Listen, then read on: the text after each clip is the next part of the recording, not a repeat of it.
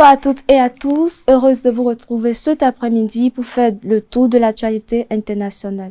Au sommet de ce journal, au Mali, l'imam Mahmoud Dicko a confirmé son implication dans la coalition des forces pour la République et a appelé à se lever pour la paix, une déclaration suivie de près en Afrique de l'Ouest.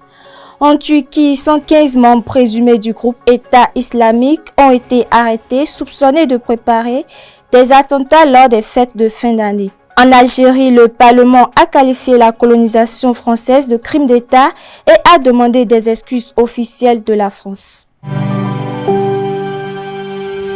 Tu viens d'avoir le bac ou tu veux te reconvertir dans un domaine d'avenir, faire le choix du numérique et rejoindre l'école supérieure d'administration, d'économie, de journalisme et des métiers de l'audiovisuel ESAE. De nouvelles filières sont disponibles dès cette rentrée: informatique et multimédia, informatique industrielle et maintenance, réseau informatique et télécommunications, système informatique et logiciel, sans oublier les filières initiales: administration générale, administration des finances, administration des affaires, sciences juridiques, sciences économiques, sciences de gestion, journalisme et métiers de l'audiovisuel. ESAE est disponible sur 4 sites: Cotonou-Bedroumendé, Cotonou-Akpakpa, Abomey-Calavi et Parakou. Pourquoi choisir l'ESAE? Des formations conçues pour le marché de l'emploi, des enseignants expérimentés et passionnés, des infrastructures modernes avec équipement de pointe, des opportunités de stage et d'emploi garanties. Les inscriptions sont en cours et les places sont limitées. Ne rate pas ta chance.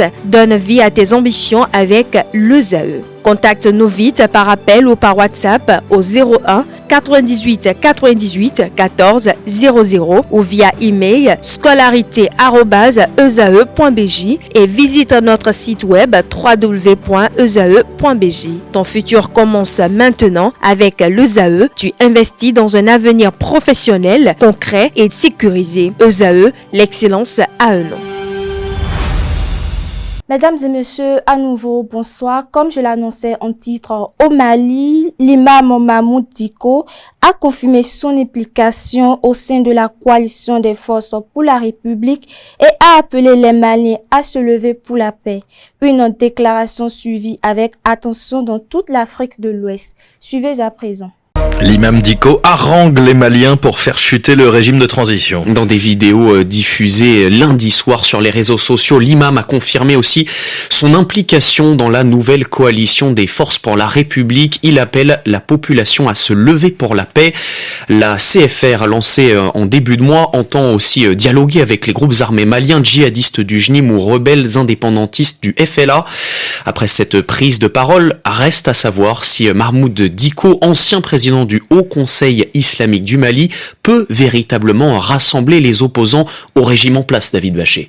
Certains adversaires de la transition se réjouissent déjà. Mahmoud Dicko ayant publiquement clarifié sa position, ils espèrent que la dynamique de résistance prendra.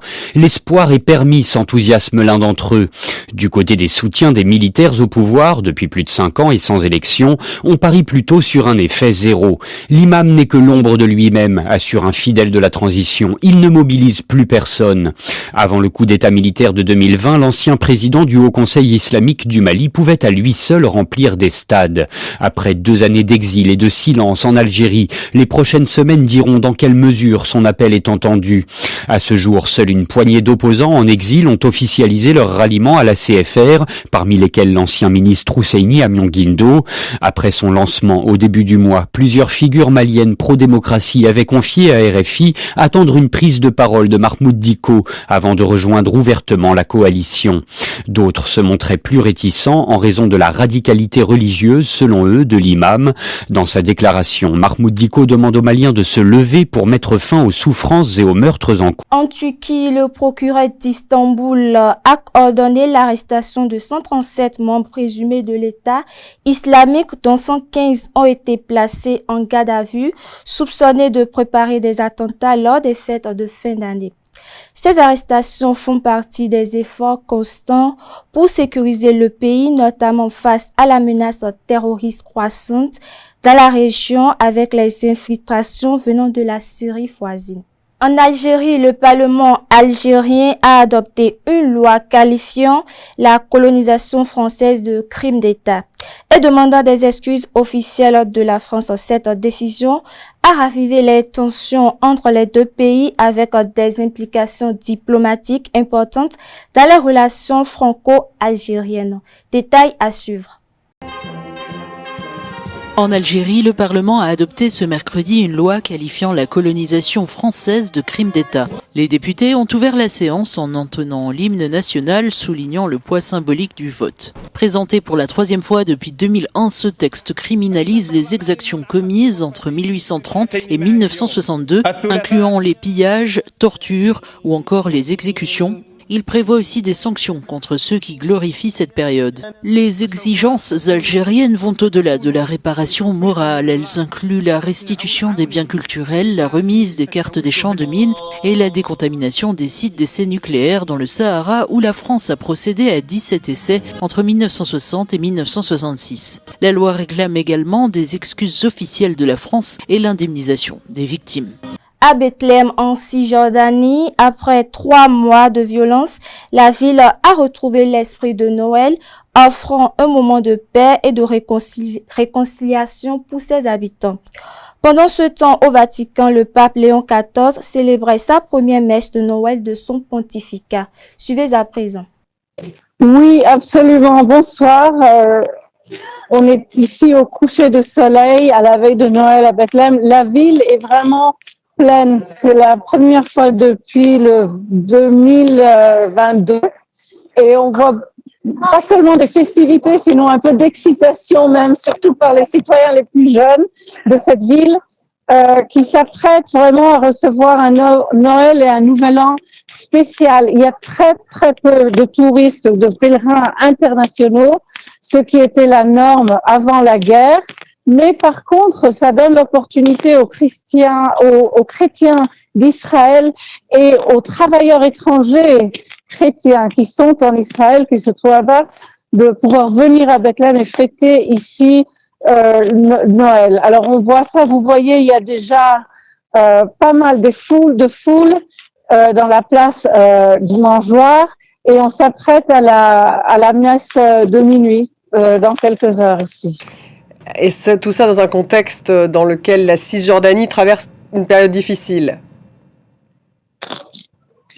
Extrêmement difficile et je voudrais dire qu'il y a 2 jours, France 24 a eu l'opportunité de parler avec le patriarche de Jérusalem, le cardinal Pierre Battista Pizzaballa, qui nous a dit en fait que l'Église ouvre ses yeux et voit et représente ces Palestiniens qui souffrent de plus en plus de violence en Cisjordanie de la part surtout de colons israéliens, mais aussi de plus en plus de l'armée israélienne. Mais par contre, il nous a dit qu'il ressent, qu'il trouve de l'espoir dans la jeune génération de toute la région. Là, c'est là où il trouve une énergie qui pourra mener non seulement l'Église, mais la société en avant. Et en fait, c'est ce qu'on attend l'écouter ce soir lors de cette messe dans l'église de la Nativité. Et pour finir, aux États-Unis, en Amérique du Nord, l'administration de Donald Trump projette d'acheter plusieurs entrepôts pour les transformer en centres de détention destinés à accueillir les migrants en situation irrégulière. Ces nouveaux centres seraient 2 fois plus grands que les installations actuelles surpeuplées.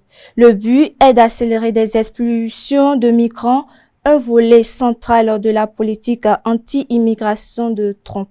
Ce projet a soulevé des préoccupations sur les conditions de vie des détenus avec des milliers de migrants potentiellement enfermés dans ces centres. Mesdames et messieurs, voilà qui boucle cette édition. Merci de m'avoir suivi. Joyeux Noël à vous.